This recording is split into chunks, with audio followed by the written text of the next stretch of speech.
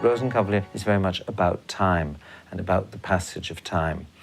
The Marschallin, who feels at the age of 32 that she's getting old, who describes in her famous monologue in the first act about being obsessed with the feeling of time passing and confessing that she sometimes gets up and stops all the clocks in the house in order to not feel time passing. So Rosenkavalier is, of course, a very complicated thing to direct because it is or perhaps the social comedy that was ever written. You are dealing with a very particular period, a very particular society, with very specific codes of behavior and an interaction. You cannot escape a certain feeling of the 19th century, but of course the piece was written also has a real fin de siècle feeling because the world that is being described is a world that, as Strauss and Hofmannsthal were composing the opera, was on the brink of disappearing forever.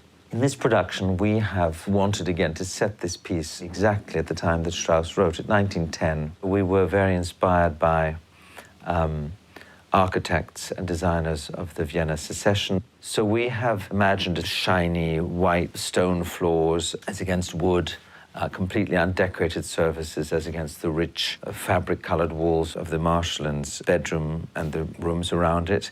Having made a decision to set this piece in this period, of course, the military becomes quite important, not to mention the fact that the characters, in any case, bring a certain military background to this. Octavian is described as a young officer. The Marschallin's husband is the head of the army. René Fleming, who is an artist I love and someone I've worked with a number of times over the years. I am also very much looking forward to working with Elena Garanza. We've never worked together before. I think she will be wonderful, Octavian, and I think she and René will be very interesting together. She's quite complicated, and she loves Octavian, but she's more mature than he is.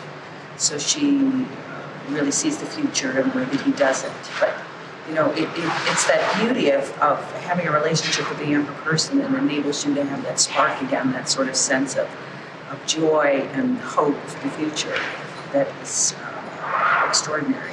Yeah, for Octavian, I think it's one of the longest mezzo-soprano roles for the lyric mezzo-soprano. It really is. Literally, the first note of the opera is Octavian, and the last note of the opera is Octavian. It's true. It's very challenging because as a woman, you have to play a boy, and you arrive in a moment where you, as a woman, play a boy who plays a woman. So it's kind of a double, triple playing around. You have these mixed feelings all the way through the piece about what you're seeing, and I think Rosenkavalier has to have that in order to work. A bitter-sweet quality, a melancholy, laughter through tears, all of these half shades which coincide with the fin de siècle quality of the composition.